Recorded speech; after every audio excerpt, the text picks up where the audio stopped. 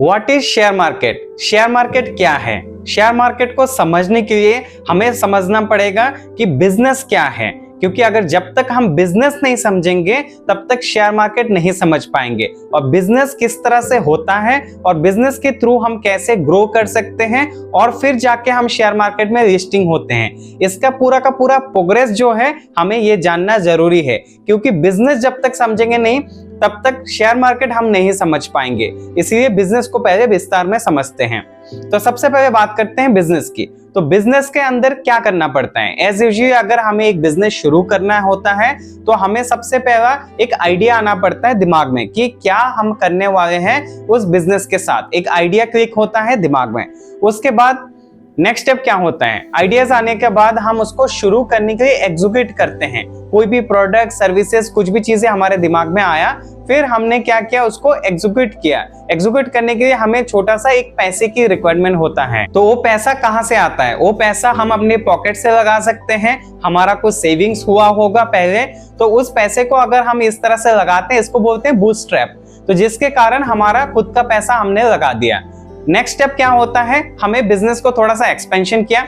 हमारा बिजनेस किसी भी फॉर्म में हो सकता है, चाहे वो प्रोडक्ट हो या सर्विसेज हो, किसी भी फॉर्म में हो गया।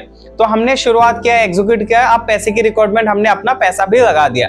अब आगे हमें एक्सपांड करना है, बिजनेस को बड़ा करना है और भी थोड़ा सा मल्टीपल, मान लीजिए ब्रांचेस खोलना है या ऑफिसेस खोलना है हमें, और दूसरे शहर में भी जाना है। दूसरा शहर तो बहुत दूर की बात है, हमें अपनी शहर में थोड़ा सा बिजनेस को फैलाना है।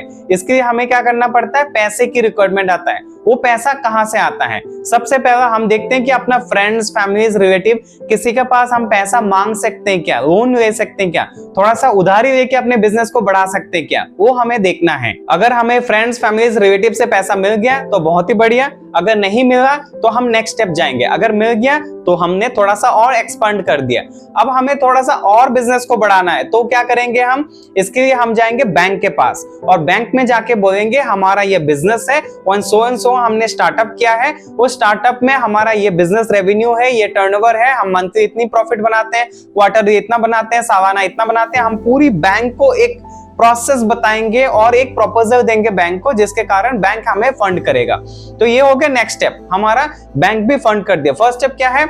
हमारा बिजनेस को एक्सपांड करने के लिए फ्रेंड फैमिली से ले लिया पैसा। सेकेंड स्टेप में हम बैंक के पास चले गए। बैंक में जाने के बाद हमने बैंक से भी फंड उठा लिया है। बैंक से भी उठाने के बाद अब तीसरा स्टेप क्या आएगा? तीसरा स्टेप है कि हम किसी एंजल इन्वेस्टर को पकड़े और अपने बिजनेस के अंदर पैसे को लगाए। अब एंजल इन्वेस्टर हम ढूंढेंगे, अच्छी तरह से हम एंजल इन्वेस्टर को ढूंढना शुरू करेंगे और वहां से हमने एंजल इन्वेस्टर को अप्रोच किया, प्रपोजल दिया। उनको लगा कि हमारा बिजनेस ग्रोथ कर रहा है और हमने दिखाया कि बकायदा जो भी हमारा बिजनेस की ग्रोथ है उन पे वो सेटिस्फाइड है और एंजल इन्वेस्टर ने भी हमारा बिजनेस में पैसा लगा दिया। अब ये एंजल इन्वेस्टर कौन हो सकते हैं? कोई भी हो सकता है, आपकी फ्रेंड्स, फैमिलीज, रिलेटिव, या तो किसी बाहर का स्ट्रेंजर हो सकता है, कोई एंटरप्रेन्योर हो सकता है, या कोई बाहर अब्रॉड से पैसा कमा रहा है जॉब से, वो भी आपकी बिजनेस में लगा सकता है। कोई भी इंसान जो एंजल इन्वेस्टर, मतलब इंडिविजुअल इंसान आपकी बिजनेस में पैसा लगाए, अगर उसने लगाया है तो वो बन गया एंजल इन्वेस्टर। ये हो गया थर्ड स्टेप। फोर्थ स्टेप के अंदर हम वेंचर कैपिटल को या वेंचर इन्वेस्टर को हम यहाँ पे इनवाइट करेंगे हमारे बिजनेस में। अब वेंचर कैपिटल अगर आपके बिजनेस में फंड लगाते हैं तो आपके बिजनेस को थोड़ा सा और डिटेल में देखेंगे, जिसके लिए आपके पास कम से कम प्राइवेट लिमिटेड तो एक कंपनी होना चाहिए। अब प्राइवेट लिमिटेड कंपनी के पहले क्या क्या चीजें हो सकता है उसको भी थोड़ा समझ लेते हैं। सबसे पहला, जब आप बिजनेस शुरुआत करते हैं अपनी पॉकेट से बूटस्ट्रैप में पैसा लगा के, तो वहां पे क्या होता है, आप एक नॉर्मली प्रॉपर्टीशिप कंपनी शुरू करते हैं, आपका पैन कार्ड लगा के, आधार कार्ड लगा के एक कंपनी शुरू करते हैं। धीरे धीरे थोड़ा सा आगे बढ़ता है तो प्रॉपर्टीशिप पे हो सकता है आप और एक पार्टनर को जोड़ के आप पार्टनरशिप कंपनी बना सकते हैं। फिर थोड़ा सा और आगे बढ़ते हैं तो एलएलपी कंपनी बना सकते हैं, लिमिटेड कंपनी बना सकते हैं। इस तरह से आप धीरे धीरे ग्रो करते हैं। जब आप वेंचर कैपिटल से फंड उठाने के लिए जाएंगे तब आपको बिजनेस के साथ साथ आपके पास बकायदा अगर एक प्राइवेट लिमिटेड कंपनी हो तभी आपको वेंचर कैपिटल से फंड मिलना भी थोड़ा आसान हो जाता है, क्योंकि आपका बिजनेस भी बना हुआ है और आपके पास ऑलरेडी एक प्राइवेट लिमिटेड कंपनी भी है, तो आपको फंड मिलना भी आसान हो गया। अब वेंचर कैपिटल आने के बाद आपका राउंड ए, बी, सी, डी, ई, एफ, जी, ऐसा बहुत सारे सीरीज आपका फंड्स आप ले सकते हैं आपके बिजनेस की ग्रोथ के साथ साथ। और इन सारे प्रोसेस में लगभग आपका मान के चलिए निकल गया 8, 10 साल, 15 साल। और हो सकता है कि आपने बहुत अच्छा काम किया, बहुत स्पीड में काम किया, हो सकता है आपका 3 साल या 5 साल लग गया। अब बारी आता है लिमिटेड कंपनी बनाने का, क्योंकि आपने प्राइवेट लिमिटेड कंपनी तो पहले बना रखा है, अपने अलग अलग जगह से बहुत सारे फंड लेके रखा है, जैसे कि आपका एंजल इन्वेस्टर हो गया, वेंचर कैपिटल हो गया। अब आपको इनको एग्जिट देने का टाइम आ गया। एग्जिट मींस आपको उनको कंपनी से बाहर करना है प्रॉफिट देके, क्योंकि इतने सालों से आपके साथ हैं, आपको ग्रोथ में हेल्प कर रहे हैं, जिसके कारण आपको अभी उनको एग्जिट करने का टाइम आ गया। इसके लिए आप जाना चाहते हैं अभी शेयर मार्केट में लिस्टिंग करने के लिए, मतलब आपका कंपनी को लिमिटेड बनाने के लिए, आपको आईपीओ लॉन्च करने के लिए।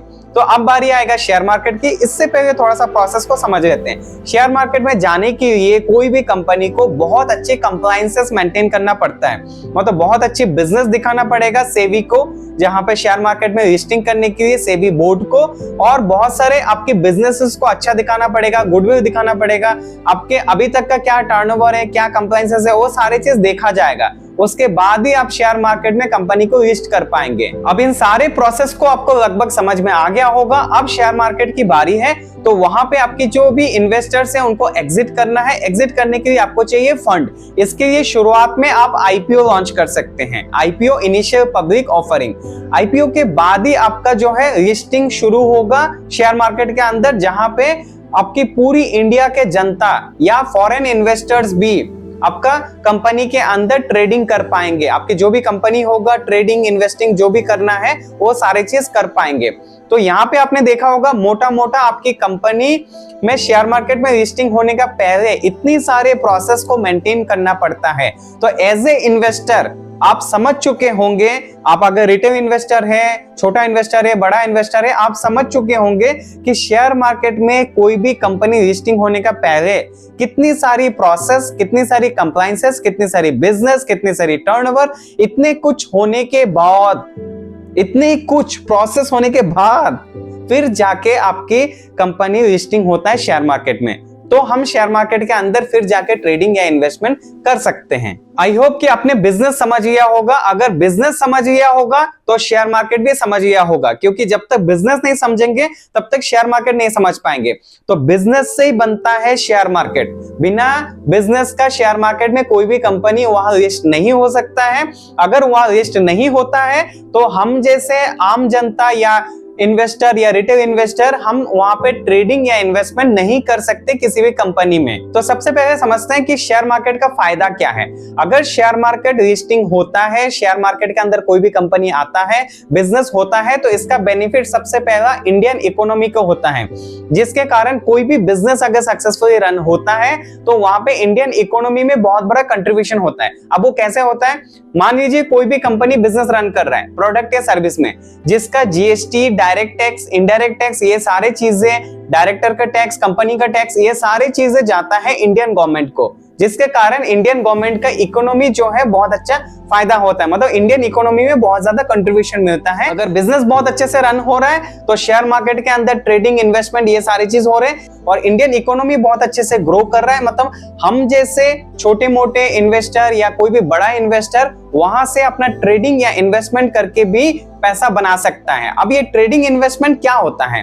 ट्रेडिंग या इन्वेस्टमेंट बहुत सिंपल सी बात है। कोई भी कंपनी को आपने बोला कि मेरे पास 10,000 रुपया है, आप लीजिए बिजनेस करिए, या आप लीजिए मेरे पास 1 लाख रुपया है, आप लीजिए 1 लाख रुपया, आप बिजनेस करिए, जो भी प्रॉफिट होगा उस प्रॉफिट का हम एक प्रॉफिट शेयर करेंगे। तो बस सिंपल सी बात है, इतना सा काम होता है। आपने अपना पैसा किसी कंपनी को दिया, वो कंपनी ने बिजनेस किया और उससे जो भी प्रॉफिट्स होता है वो प्रॉफिट को शेयर किया गया है। इतनी सी सिंपल सी बात है जिसके कारण हमें प्रॉफिट शेयर रेवेन्यू मिलता है। हाँ, कोई भी कंपनी में पैसा लगाने का पहले आप इसका फंडामेंटल एनालिसिस, टेक्निकल एनालिसिस, ये सारी चीज समझेंगे। क्या वो कंपनी सही है? क्या वो कंपनी आपका पैसा रिटर्न कर पाएगा? क्या वो कंपनी की बिजनेस में दम है? क्या वो कंपनी में खुद भी आप कोई भी प्रोडक्ट यूज कर रहे हैं उस कंपनी का? अगर आप एसी चला रहे हैं, क्या वो कंपनी एसी बना रहा है? क्या अगर आप फैन चला रहे हैं, क्या वो फैन का कंपनी ऑलरेडी शेयर मार्केट में लिस्टिंग है? आप अगर इंटरनेट चला रहे हैं, क्या वो इंटरनेट का कंपनी शेयर मार्केट में लिस्टिंग है?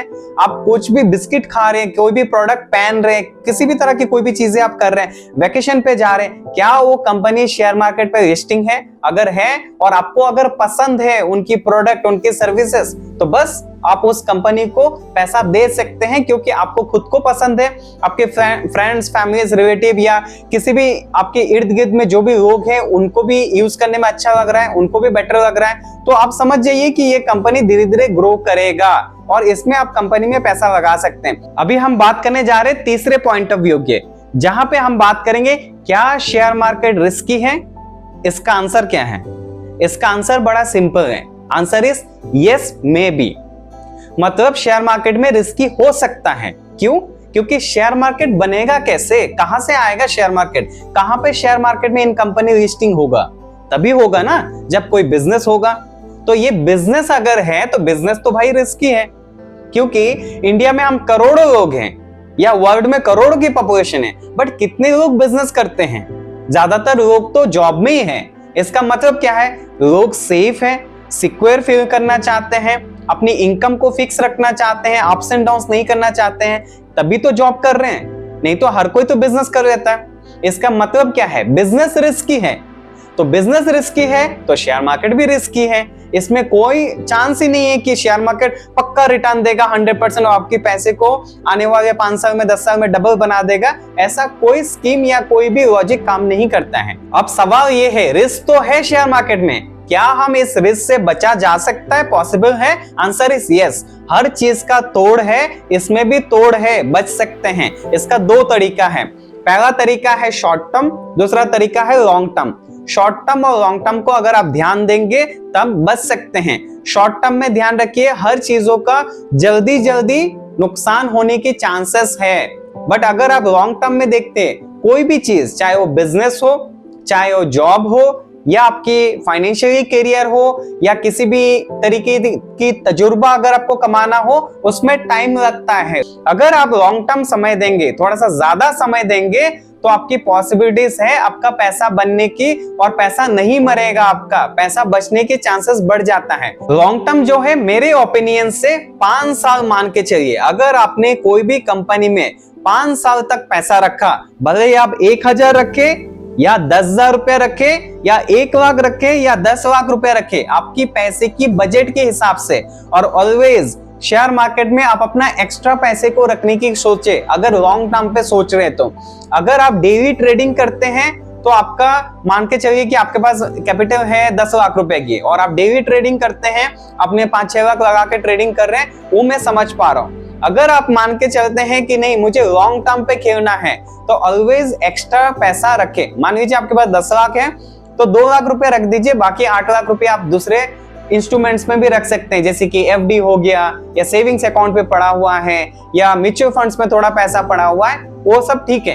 पर आपको लॉन्ग टर्म के लिए थोड़ा कम पैसा रखे और समय ज्यादा दे। अगर समय ज्यादा देंगे तो पैसा डेफिनेटली ग्रो होगा। उम्मीद करता हूं इस पूरी वीडियो की इंफॉर्मेशन से आपको समझ में आ गया होगा what is share market, share market क्या है, शेयर मार्केट कैसे काम करता है, लॉन्ग टर्म क्या है, शॉर्ट टर्म क्या है, ये सारी इंफॉर्मेशन आपको मिल गया होगा।